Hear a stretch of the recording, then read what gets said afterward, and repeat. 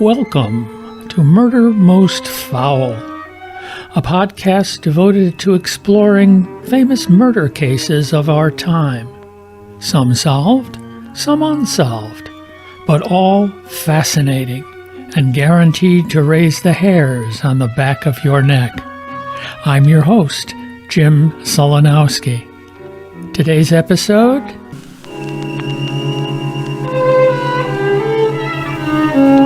The Man in the White Van.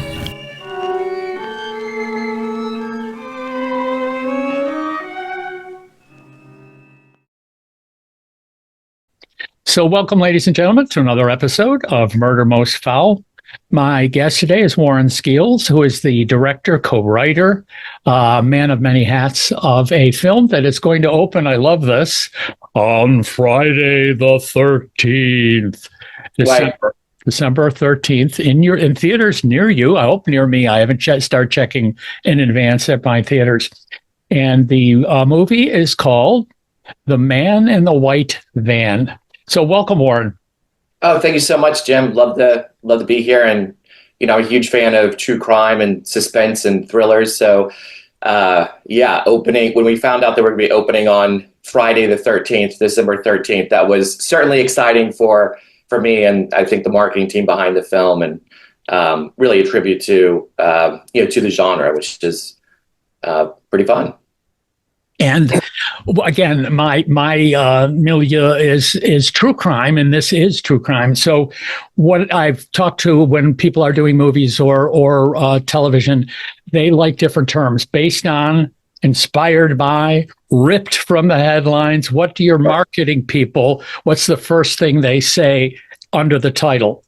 I think based on a true story, and that was something that the original, my co-writer Sharon Cobb and I really sort of clung to, because what I loved about the story is that it's not your typical true crime story that follows a detective on the hunt or a journalist who's really trying to find their story and figure out who the killer is. When this story came to me originally, what I liked about it and I found interesting was the fact that I was hearing it from the victim side. I was hearing it from the side of somebody who went through it and kind of came out on the other side of things. Spoiler alert. I don't really think of it so much as a spoiler alert because, I'm in a position this from the very beginning. It's like when you're watching Titanic, the ship is going to sink, right? So it's really not that the ship is going to sink. It's really what are all the mechanisms and the story points and everything that's going to make that fascinating and interesting. So, yes, I heard this story firsthand from a survivor, and that was sort of the cornerstone for telling the story. This is not a story about the serial killer. It's really a story from her perspective. And, we really don't, we don't name the serial killer in the film. We don't, he's a little bit like the shark in Jaws. Conceptually really wanted to use the van in its hunting, circling, stalking manner that, the great white shark in Jaws, when Spielberg pulled that off, obviously from resources, because he couldn't have the shark available to him, but that was something that filmmakers, learned a lot from in terms of building suspense and tension. And that's something that Sharon and I in conceiving the script based on the story, really thought that was going to play a big factor in this, because, we're going to go through this from her point of view and her perspective. So we decided we're only going to know what she knows when we're in her timeline. And juxtaposed against that is we also see little flavorings of the horrifying work that this dark entity is sort of doing unbeknownst to her. Well, the couple of things you said were questions I had to ask, which we're going to ask, which was good. So this is basically, you did interview there's many victims, but in this, and we see a couple of other abductions, but this is from the standpoint of what you didn't composite her for the story. Is that correct? You're going, you're taking dramatic license, but it was kind of focused on one person, or no? I would say about 80% of the story was focused on one person, and the another 20% was based on other circumstances that happened with another victim. So we've kind of had an amalgam of 80%, 20%, just because we found that really married to build a strong storyline in terms of creative license. And one of the things that did strike me, and again, it's because I'm in true crime. I think if you're just coming to see the movie, this might not have come into you. But after a few of the abductions that we're seeing, I'm used to. Where are the cops? Mm-hmm. Where are the parents that are looking? We go right to, back to her and her story. And for after about a couple, I said, okay, that's not where we're going. We're not going to court. We're not doing a perp walk. And that's not what it's about. It's not like it's missing. That wasn't your vision. And it works very well, by the way. Yeah, no, and where the real guy ends up, it doesn't, take, but a very quick search to figure out that, it's based on the workings of serial killer Billy Mansfield Jr. And, he has quite a path of destruction behind him. And the real crazy part of all of it is police, cold case detectives, the FBI. We're standing almost 50 years later after his incarceration for the crimes they committed, and they're still working cold cases. Now, when we began to research the story, our perspective, because we were coming from Annie's perspective, we wanted to sort of do a research canvas about the different victims and everything, and find out, what was pertinent to pull into, the threading of this story, and to balance against her journey versus what was, really necessary outside of that. And so we pulled in five specific cases that we were looking at from 1975 to 1980. That's when they really happened. Our timeline is a little bit different with creative license, but in the real world, it took place from 1975 to 1980, and the police weren't looking. They didn't know what they didn't know, and it was the 1970s, and victims didn't have 911.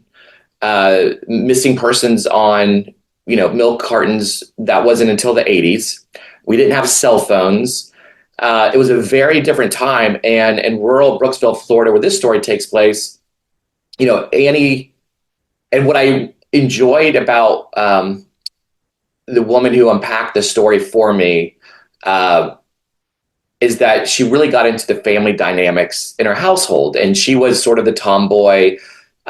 She loved horses. She, roused around, and she walked to school on foot, and, and she really enjoyed sort of a carefree existence. And her parents, her mom, they had lived there forever, generations. They were a pretty well-to-do family. And they, in talking to detectives about that time period, they really said that there was no sense of danger lurking around the corner in their eyes. The most, I think the biggest thing each week for them on their agenda was making sure that they got the town drunk home on a Friday night after the bar. So that's sort of the threat level. This is not DEFCON 5. This is like DEFCON negative 5, right? And so this is sort of the environment, kind of ignorance is bliss, that the story takes place in. And she was really wrapped up in the fact that she was a tomboy. Her sister was very much like the rising debutante, and really wanted to bring her out of her tomboyness and bring her into being a young lady. And at the time, the woman, who Annie's based on, just said she really wasn't ready for that, and she was sort of on the verge of boys and liking boys, but wasn't as caught up in all of that as her other friends were. And this was sort of the time period in which she started being stalked by Billy Mansfield in this white van, and she just started seeing it outside of her school. She saw it when she was walking home, kind of parked off the side of the road. She saw it when she was out riding a horse, and it just sort of became sort of a negative entity that she knew she was aware of, but she didn't want the negative attention around it. So she held off on saying anything to anybody for a long time because she just didn't want to invite the reality that maybe something at the time just felt, I think, kind of icky to her, could be as dangerous as it became. And she also admittedly had a streak of telling tall tales and exaggerating stories. It was like the storyteller in her household, and she got caught in fibs all the time. And so she had a long leash of from her parents as far as what they were going to jump in on as the truth. And so when she shared that with me, and I was talking with Sharon about it, we really wanted to kind of hang our hat on the cornerstone of this story being a girl who cried wolf, so to speak. And so that kind of played into the narrative for us ultimately in crafting the whole story. My background is in theater. I've directed in theater, and of course, you grab the. And I don't know if that's a good thing or a bad thing. You grab the review, and your name isn't mentioned because you're to the director. The actors are great. They love the scenery and the costumes. Hello. But one of the things that is, I think, described somewhere, and I agree 100%. It's very Hitchcockian, the movie. And there's many elements that go into Hitchcock, certainly fast cuts. A lot of it is dark because it's at night. So you're going around, you're catching things with light from street lights and car headlights. One of the things we'll talk about, the music. Years and years ago, you'll tell by the movie I mentioned. So I went to one of these, movie all day long places for $1. And I went in there. There was no one else in there but me and this guy way in the back. And it was The Fog. And, the music's going, and Adrienne Barbeau is going towards the door, and, horrible stuff is. And this guy way in the back yells, "Don't open the door. Can't you hear the music? Can't you hear the music?" Right. And that's throughout. So again, kudos to your composer, and obviously, but then you're putting it where you want it. I'm giving you the kudos where, okay, I want music here. This I don't. We got to cover this much with it. All that. I'm not a movie person, but I'm assuming all that stuff goes on afterwards, editing and whatever, to put that down.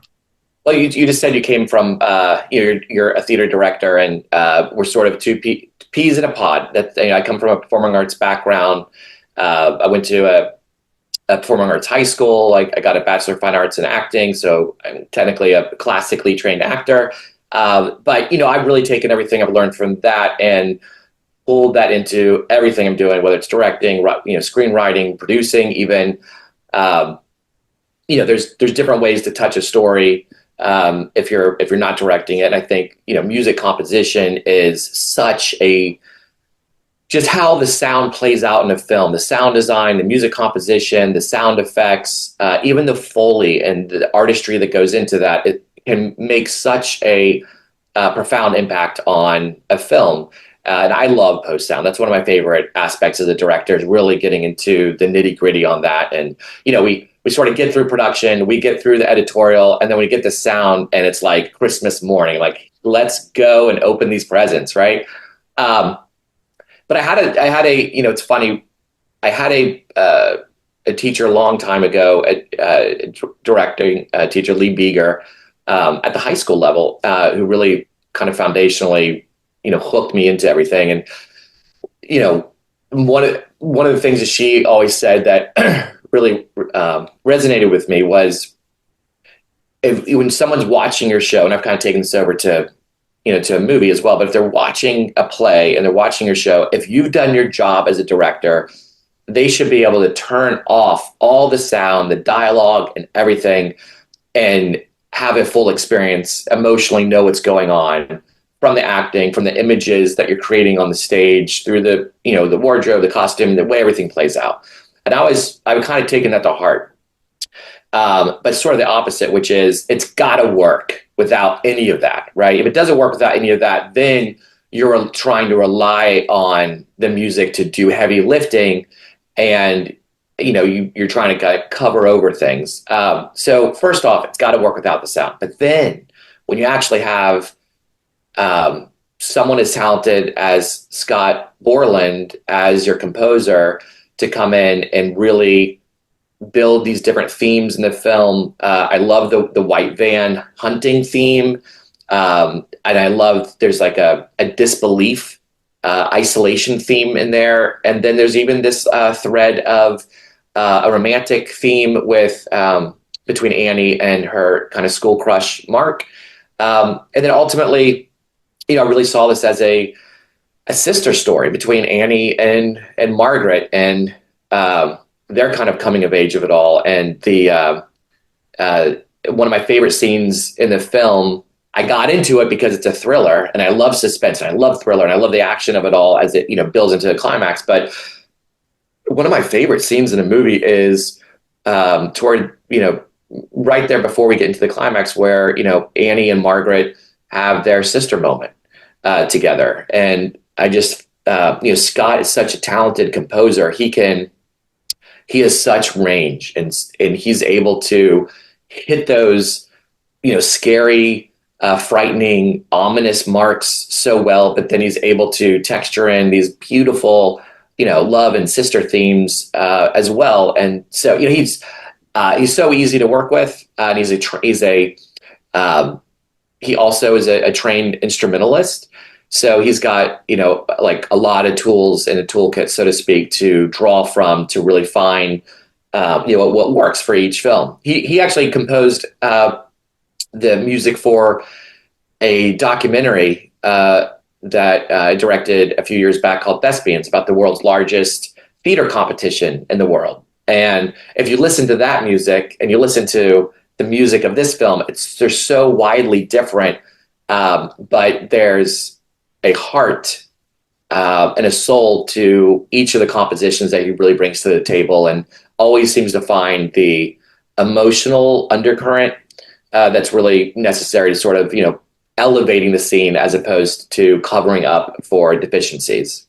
We're going to get into the performances right now in a moment. I want to go through some of the actors, and also talk about one of the things you can think about now, because there'll be a question, tension on the set. And I don't mean between actors or anything. I meant, how did you, come away from, how do actors, because I was never an actor. I was a stage manager. I'm still in the union as a stage manager, and then I went into directing.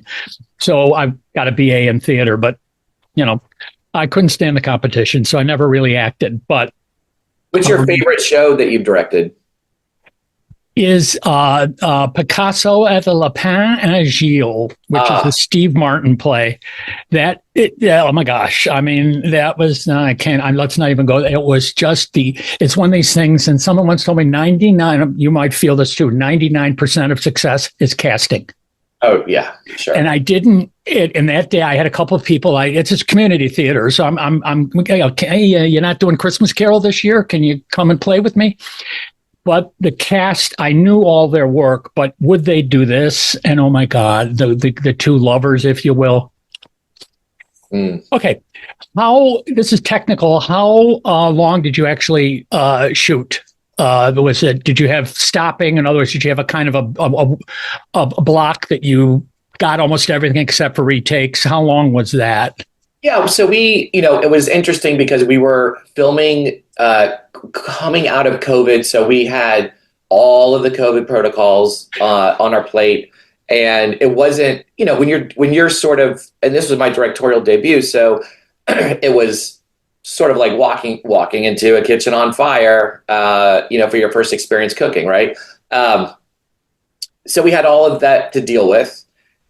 We had hurricane come through. We were filming in Louisiana, and as we're not a studio film, so we're mid-range indie production, and when those things happen, you're trying to put as much of your budget on the screen, right? You want it to be on the screen in the story, and we got hit hard by a couple of areas that sort of pulled some of that away in terms of COVID, which obviously was necessary for health ramifications, and then the hurricane that hit us, and we lost a day there. Ultimately, we ended up with about, I'd say, probably 23 full shoot days in Louisiana, and then we had a few pickup days in Florida as well, where we filmed some of the victim stories. Was it, again, this is in the weeds, but I like it anyway. Was it in a house somewhere? Did you use a sound stage for a lot of it? A little bit. I mean, see, the outside things are outside things in the cars and the trucks and the van, but like the interiors, were they in a house somewhere? Did you use a sound stage? We did not use a sound stage, so all of the locations were practical. When we were looking originally for the story, I wanted to film in Florida, obviously, because it's a Florida story, because I have roots in Florida. But tax incentives play into things for the business side of the industry, of course. So we were looking at Georgia. I was hoping to film in Savannah. Ultimately, Shreveport became a great home for us, and we found the family residence up there in Belcher, about maybe 30 minutes north of Shreveport, and that basically became our homestead for about probably 2/3 of the shoot. The barn there, the homestead, property, the street there, and everything. Did you throw everybody out? I mean, was it an unoccupied house, or did you have to throw? No. We actually, we worked with the owner. Steve was great, and loved the idea of us. I remember, we knocked on his door, and okay, so this is sort of a sad story, but a true story. We were working with a location manager, and when he helped us find the home, and when we went back, we were not in touch with the homeowner because he had been handling that, but the location manager passed away from COVID, and we were without, obviously that was a hit. And then, so we had to replace him, find a way to move forward. And then we ended up having to drive out one day to the property, and knock on Steve's door. And, thankfully Steve was, very welcoming to us. And he thought, "Oh, I thought you guys were never coming back. I never heard anything from you." And we're like, "Well, that's because, their late great Ed, passed away," which he didn't know. So it was, once we got past all of that, he was great, very welcoming. And we just had I don't want to say it was a fun time out there, but it was a creative environment for us to go play and do the work that we needed to do to tell the story. So what I like to do now is talk a little bit here about the actors, because the acting in it is amazing. And of course, I recognized two of the actors. And I want to start with, in no particular order, but he is one of my favorites, Sean Astin. For those of you out there his bio is incredible. He's been in Goonies and Lord of the Rings. He's all over the place. So we'll get to, so you can talk a little about, but I want to talk about the two young ladies, of course. As you say, one plays I'll call her the victim, the young woman who coming of age, and she's the one who's being stalked, and her sister. Now, her sister is played by Brec Bassinger. Now, I never saw Stargirl, but I certainly saw enough of the promos on nightly TV. And my wife said to me the other day, says, "Well, we saw the movie, Starman." And I went, she said Bridges, whatever. I said, "Oh, right. Green go, red stop, yellow go very fast." That's from Starman, where he's figuring out what America's all about by driving with the woman. And at the end of it, Bridges, right? Pardon? Jeff Bridges, right? Yes. And I forget who plays his girlfriend slash wife. I don't know. She is pregnant at the end of the movie. And of course, that gives us Star Girl. She's a little bit, of course, her character is not as, I mean, she gets to play sort of, like you said, kind of not empty headed, but self absorbed. Like I said, debutante. She's the girly girl. And her sister, unfortunately, is the tomboy who blossoms by the end of the movie. But the young lady who played Annie, Madison Wolfe, tell me about her. How did you find her? How was she to work with? She is just a joy to watch, even in this horrible film. I mean, not horrible film. Sorry, got that. In this horrible, icky thriller. No, I understand what you mean. Well, first off, they're both extraordinary young actresses who have just a very high ceiling on where they're headed. Brec just did Final Destination Bloodlines, so she is definitely moving into that and a little bit more into more of this genre, which is really fun for her. And then Madison comes from she kind of grew up in the world of James Wan in a way. She, was first starred, came onto the scene as a 13-year-old in the movie The Conjuring 2, which was a lot of fun in watching her in that. And, she's, spoken very highly working with James Wan, who's obviously, a mastermind and incredibly talented artist. Matt, I love working with both of them, and I've gotten close, almost like an older brother or an uncle, whatever, just and friends with them both over the years of making the film, and since then, and staying in contact with them. And Madison is she's really, what I love working about Madison is that she's so game for whatever is required, and she's got just a level of detail to want to get something right, and it doesn't mean perfect. And I think there's when you're in the world of acting and directing, you can't fight for the perfect place, because you'll never get there. You're working toward a result, and when you really get the fun, juicy moments that are really authentic and organic is when you're just working toward something, but you're making different choices, and you're finding choices that really it's not that they bring a nuance to a character, but they allow more of a deeper resonation of the character with someone. And when it really resonates with the actor, that's when, the good stuff really starts to come out. And with her, she's constantly sort of working to find what works and how can she make this feel more alive within her. And as a director, that's who you want to work with. You want to go into battle with people, with soldiers, and where they want to make the best film they can. And as a director, my outlook is really, I'll come to the table with a concept and a vision, and when I pull in to play the actors or the designers, cinematographer, the costumer, the production designer, I really look at it like, great, here's what I have to offer. You come back with your ideas of how we're going to make this more interesting, more compelling, much better than anything I ever conceived on my own. And that's sort of my approach to it, and trying to create an environment with the actors where we can play is really that's when good things happen. Sometimes in any production, unfortunately, there are moments where you got to make the day, right? So we got to clip through. We don't have time to play.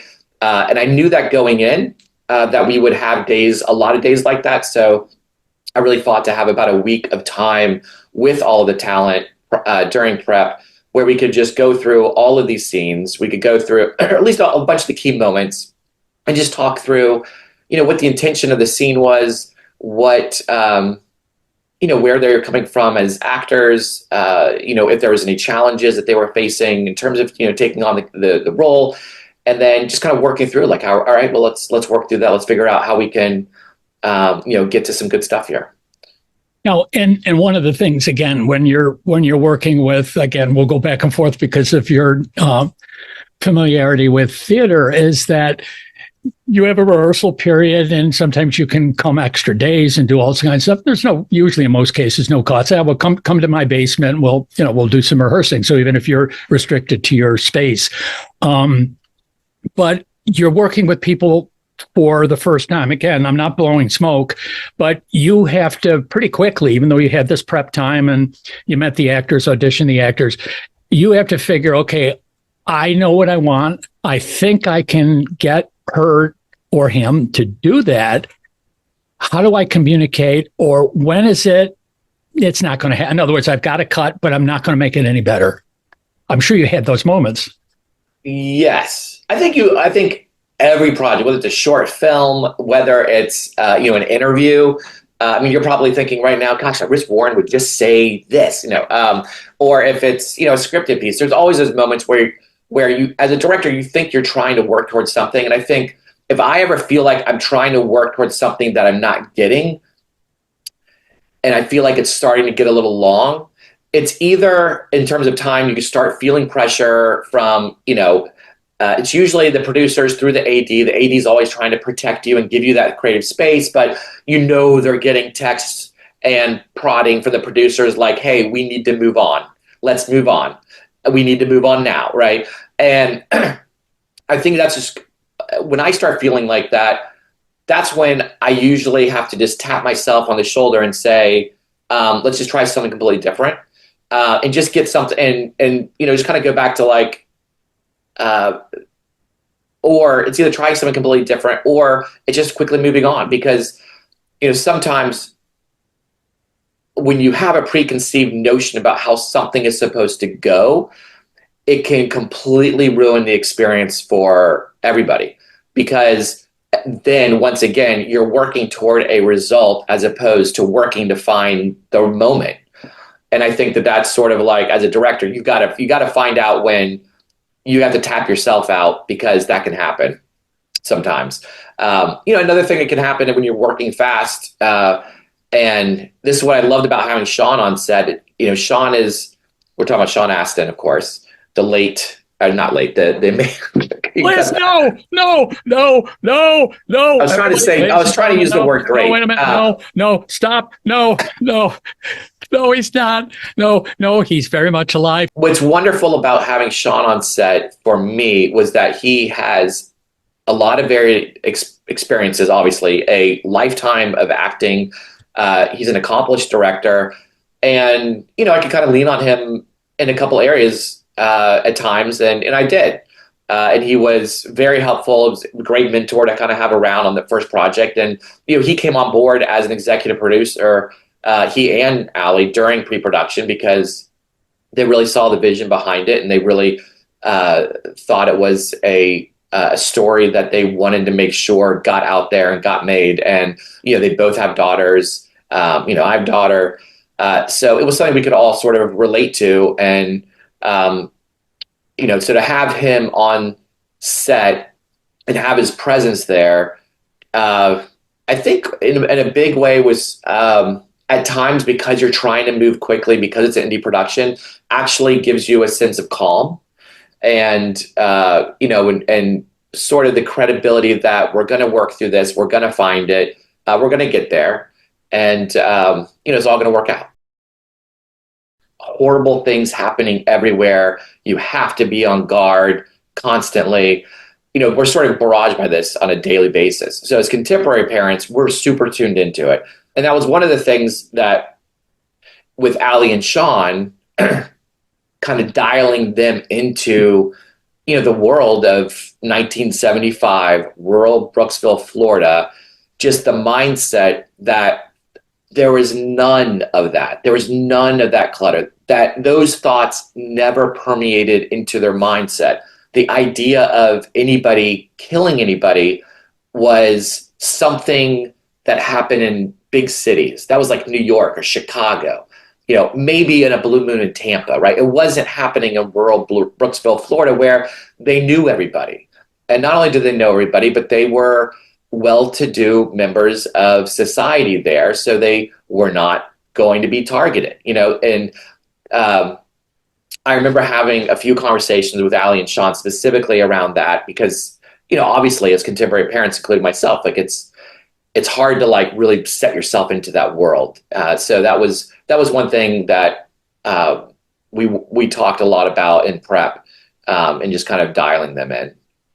But back to the 70s, which I do want to mention the again, your art director, set director. I mean, they must have had the ball of outfitting this house. You got the Victrola playing the vinyl records in her bedroom. I mean, everything about the house. Is obviously, I'm guessing that was not in the house. No, we once we found the house, we Lauren Spalding, the production designer, and Kurt, the art director, really did just a fantastic job in turning the house over and pulling it from 2021 2022 back into 1975, and we painted the entire house. We moved all the furniture out. We brought all the new furniture in. She transformed 3 of the different bedrooms back to 1975, and I think that's what's really fun is when like in Annie's bedroom, her desk and her just all the characterization that gets textured in to her just by the visuals of her surrounding. Like she's got like a little side lamp that it's like a horsey lamp or something on it because and we talked about her kind of in that crossover state in that coming of age, so making her room like elements of that teen moving forward, like the the Leonard Skinner poster on the wall, and then having like still the childhood element of the teddy bear on the desk or the horse lamp there. And so it's really, I mean, she did just a fantastic job, and all of them across the board. Tiger Curran, who did the costume design, I mean, her work is just exquisite. And then and the cinematography, Gareth Cox. He's been a longtime collaborator with me, going back to Siesta Key. So we have a shorthand, which really helps us, dial in something pretty quickly and, and find kind of the camera placement and the lighting. And so we can have as much time to really work on the scene as possible. Now, you didn't consult me, of course, but I just have to say that it was 100%. I mean, that was my sister's bedroom. I don't know if you went into the young boy bedroom or not. We don't. That was the only bedroom we. Okay, because like I said, it was my sister. I have 3 sisters, and that was their bedroom, and the lamps, the whole. I mean, that was and the dining room, all of it was one thing that.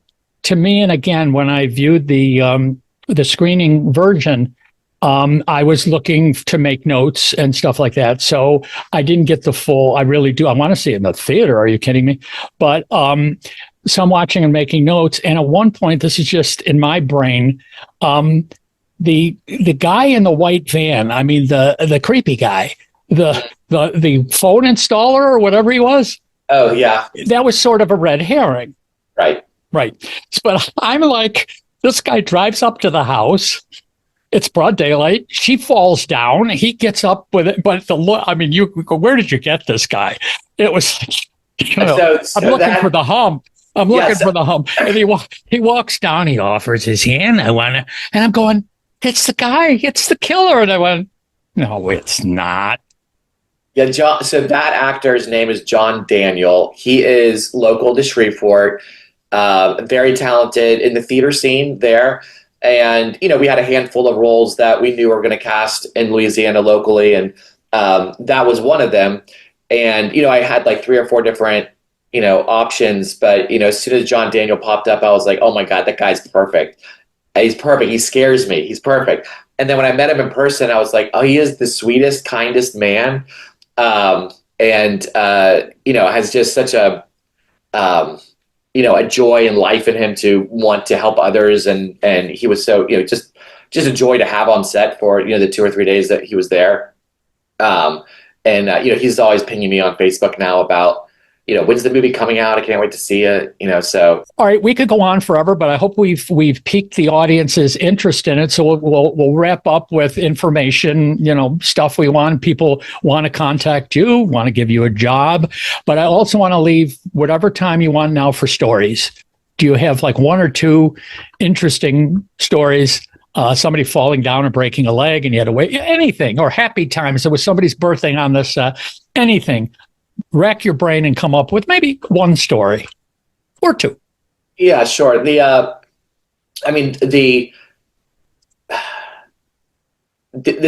story on set that like actually the young actor Gavin Warren, who plays Daniel, her younger brother, we were filming this scene where he and Annie kind of run out of the house, and he's, unbeknownst to her, like he's grabbed a large BB gun to sort of defend the house from this white van that's pulled up in the driveway, which is one of the key story moments that the survivor shared with me of like, that really happened. They pulled up in the driveway, and, her younger brother got a BB gun, and she had to go out there, and it was a thing.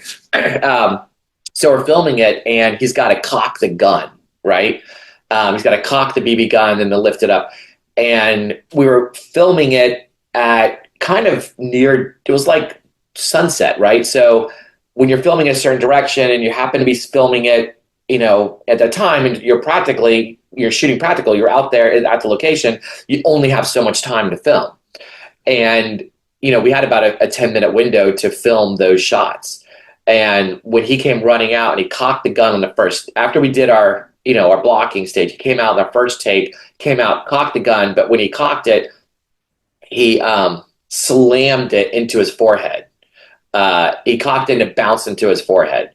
And he just kind of paused there for a second, and he kind of walked away, and he was doing his best just to stop from sobbing, because I think it was incredibly painful. And we went over to him. He had this little welt on his forehead, and we're like, okay, that's going to be okay. And then I said, do you need a minute?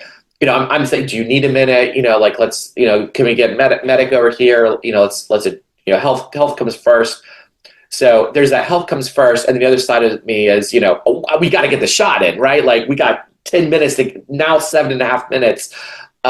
Let's, triage and let's get him out here. Right. So he walks back out, and we get 2 or 3 takes, but each take he does, the forehead starts moving from like a little welt to like this ginormous golf ball on his head. And fortunately, Annie's, we kind of recrafted things, so Annie's sort of in the foreground, he's in the background of the shot. But he was such a trooper, and I just give him so much credit as a young actor. He was 13 years old at the time, he's 16 now, but I mean, he was a trooper. He did not shed a single tear. He got tears in his eyes, didn't shed a single tear, and just got back out there and, played his role. I talked about trying to find, like, doing research for this and trying to be as authentic as we could with the point of view of Annie, with his actual victims that we were giving a nod to in the story. And so I had reached out to detectives back at the very beginning, and I kind of gotten, not the cold shoulder, but they were, they were going to get back to me, and they never did. And we sort of had enough to tell the story that we were telling, which is from her point of view. So when we finally finished post-production and the film's done, and I get a call from a cold case detective in Hernando County. And he's like, hey, where are you with the film? Love to see it. If you want to meet, happy to meet. And of course I'm like, well, we're done with the film now. Now you want to meet, but I did. I met with, he was a volunteer who was a deputy back during Billy Mansfield's original trial, and the original dig on all the Mansfield property in Weeki, and had worked as a detective in the cold case files for a long time, was now retired and volunteering to work on cold cases with Detective George Lloydgren down in Hernando County. And he asked if I wanted to meet with him and also with George Lloydgren. So I drove I drove down and met them, and we sat. I thought it was going to be about a 25-minute meeting where they were just going to give me a rundown of a few things and answer a few questions, outstanding questions I had. And we ended up sitting at the IHOP there for over 3 hours. And it was one of those moments for me where I realized my storytelling on this subject was not done. And that there is something else to be told. There's another story, or should I say, just more to it. And I'm now engaged in developing a docuseries based on kind of what's happening now with the cold cases, 45 years later. When they originally uncovered the 4 bodies in Weeki Wachee, Florida, they were only able to identify 2 of them. And so there was a Jane Doe and a Mary Doe. And the first that they were able to identify was Elaine Ziegler, who went missing from a campground, 15-year-old who went missing from a KOA campground in Weeki Wachee in 1975. The second body was unidentified. She was the second body. First was unidentified, then Elaine. Third was unidentified, and then the fourth was Sandra Jean Graham, who had worked for Hillsborough County Community College and had disappeared, leaving a bar in Tampa in 1980. And they basically stopped digging. And there is a lot of theory that they probably should have kept digging, but they didn't, from what I understand, they didn't really have a notion to dig because they were looking for Sandra Jean Graham when they went digging, and they found 3 other bodies before finding hers. In a small count, a county like Hernando, there's not a ton of money to take on those kind of activities. And because they weren't looking for anybody else in particular, the dig sort of came to a halt. And they already had 4 bodies. Nobody was demanding that they dig for anybody in particular. So they stopped. So there's interest in continuing that all the way up to today. And as of 2 years ago, and through the work of George Loigren and Dr. Aaron Kimmerly, a forensic anthropologist at a USF in South Florida, they were able to identify a woman and found a relative in Florida, in Boca, and they reached out to her and just said, have you ever had a family member go missing?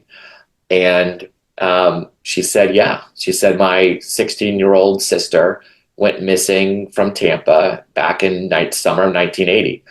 And so she did a DNA test, and it came back that the Jane Doe on the property was her 16-year-old sister. And at the time, she had gone to police and tried to file a missing persons report, but they had just asked her if her sister had ever run away. And she had run away one other time for about a week. And so they never filed a missing persons report. So when Tampa authorities are up in Hernando County and they're looking for Sandra Jean Graham, who they know disappeared from a bar in Tampa, they find her, but there's no reporting about Teresa Fillingham, so no one is looking for her. So her body goes missing, or goes, unidentified for almost 42 years. And thankfully in 2022, through their work, they were able to identify her. And there's still one body, a Mary Doe, that is still to this day unidentified. And they hope they'll be able to identify her in the next couple of years, just with new technology. And on a separate note, one of our victims in the film, based on a victim who Billy Mansfield was a suspect in, but was never convicted of, the disappearance of a woman, Carol Ann Barrett, from a motel, Treasure Island in Daytona Beach during spring break of 1980. A man had held her and several friends hostage at gunpoint in a hotel room. And he had tried taking one of the other friends in the hotel room, and Carol actually stepped forward and said, "No, take me. I'll go," because her friend was just kind of, she didn't know where it was going to land, but that was the kind of young lady she was, and ultimately she ended up passing away from a gunshot wound to the head, and her body was found later off of I-95 near Jacksonville, Florida. And when Sharon and I were looking at these different victims, we just sort of came to the conclusion there's got to be more than just the 4 on this property. And we didn't know how many more, but there was also, he eventually was arrested in California for a murder out there. And we just felt like there's definitely more here. There's a lot more to the story, but we weren't trying to tell that story, so he's kind of left it. This past year, in 2023, a detective in Jacksonville, Florida, Ray Reeves, interviewing Billy Mansfield in prison in California, got an admittance from him that he indeed was the perpetrator and the killer of Carol Ann Barrett back in 1980. Sharon and I had included her as a nod to her in the film as the woman who, the swimmer who's leaving, is going back to her motel room, to get another lighter. We just gave a nod to Carol Ann Barrett because we felt like he was responsible, even though he was never found guilty. So it was kind of mind blowing for us all of a sudden for him to admit to it 2 years after we put it in the movie. I was heartened by when I met with the detectives down in Hernando County because, I just thought, well, no one's ever going to know about this. Who's going to care? It's 45 years later, and they haven't identified, these 2 women. Like, they're never going to be identified now. Like, how is that possible? And then sitting with them and finding out, oh no, she's about to be identified, and we're still working on the second one. We've not forgotten. And in fact, there are other cases we're working on. And that was just so kind of exciting in a way because it felt like, yes, there's justice. There's going to be closure. There's going to be justice for these victims. The bad guy is not going to get away. And I think that was just, I just felt heartened by it. That's really the word I took. This is a cliche, but I will, say that in covering cases which, again, are brutal, and a lot of them have to do with young people being abducted and ultimately killed. If you see something, say something. And if this film says anything about that, in a very dramatic way, talking about that the parents didn't, and this was again from your victim. This was in her mind, this is what was going on. That who knows if someone had come forward earlier and somehow found this guy, certainly in her town or where it was near her time, he would have been stopped. But certainly when he left there, all that stuff, would have never happened. I'll give you a nugget on that, and because I've done now that I've been working with law enforcement in multiple counties, I know a lot more than I did when we were making the film, and that's why I say it sort of lends itself into a docuseries now that I'm developing. But one nugget that I found really interesting is there's a woman named Peggy Knight who was when Elaine Ziegler back in 1975 was passing through and staying for a week at the KOA campground around New Year's. They were from Ohio. That she and her parents, or she and her mom and stepfather had gone down to the Keys kind of over Christmas break, and were kind of making their way back up north, and stopped off for a few days in Weeki Wachee. And there was like a rec center there at the property, and there was this young lady who was also 15, 16 at the time, 17 maybe, Peggy Knight. And she and Elaine kind of became friends. And on the night of Elaine's disappearance, she told, under oath in a deposition, told police that there was or gave a statement to police that there was a man. She said his name was Billy. She described his look, what he was wearing, blue jeans, a blue jean jacket, a white shirt with what she said was kind of oil stains on it. His hands were kind of a little dirty, but he was good looking, cute, kind of hippie looking. She said, she described his eyes as, being like intoxicated, and she didn't like the look of his eyes. And, and he invited her to go with Elaine to a party. And she said she decided not to go. It was about quarter to midnight on New Year's Eve, and Elaine left with him, got into a tan sedan, and drove away. And what I sort of, it's hindsight is 2020, right? Especially when it comes to law enforcement, cold cases, and everything. But I know that the Mansfield family was under the eye of Hernando County because the father, Bill Mansfield, was a known serial, pedophile. Had left Michigan because of all kinds of charges against him, and was sort of starting anew down in Florida, where with the homestead, and he ended up racking up something, I think, like 40 charges of sexual battery and assault against minors, and was sentenced to 30 years in prison, but ended up only serving 10, unfathomably. And so that family, and Billy had 5 brothers, and they were always in run-ins with the law.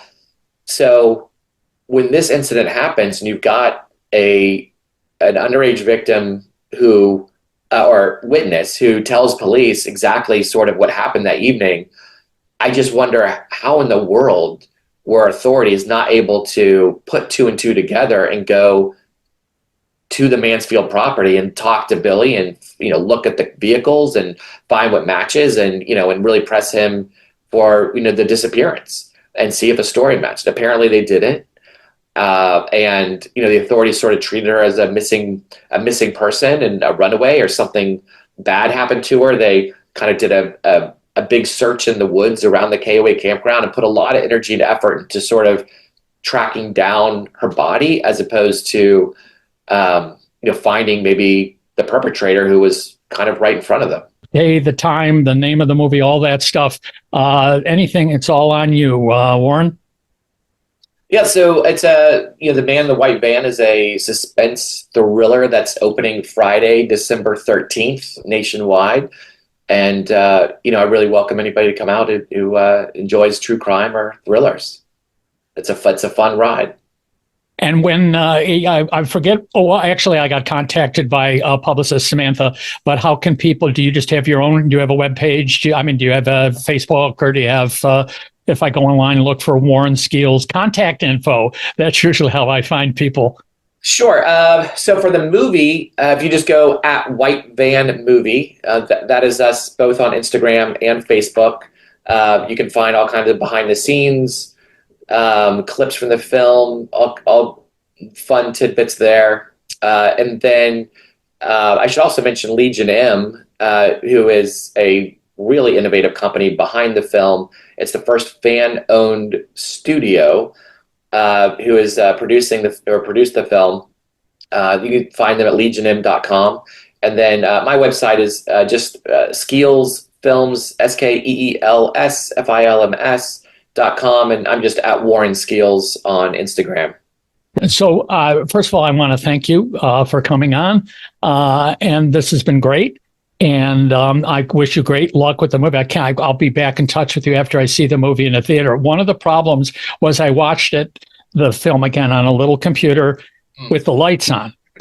So a lot of it, but in a darkened theater, it's going to be fantastic. But, I said, well, you should really turn the lights off. This is not how you're supposed to watch a movie. But so again, I want to thank you so much, Warren Skeels. And the movie is The Man in the White Van. Jim, thank you so much for having me. I really appreciate it. I've had a great time chatting with you. We can do it anytime. So I'd like to thank you folks for kindly tuning in for another episode of Murder Most Foul. If you liked what you heard, I hope you'll tell your friends. Information about the podcast and an email link that can get a message to me can be found at the podcast's website. The address being www.murdermostfoul, all one word, no caps, no spaces.com. So until we meet again, stay safe, and for God's sakes, don't murder anyone.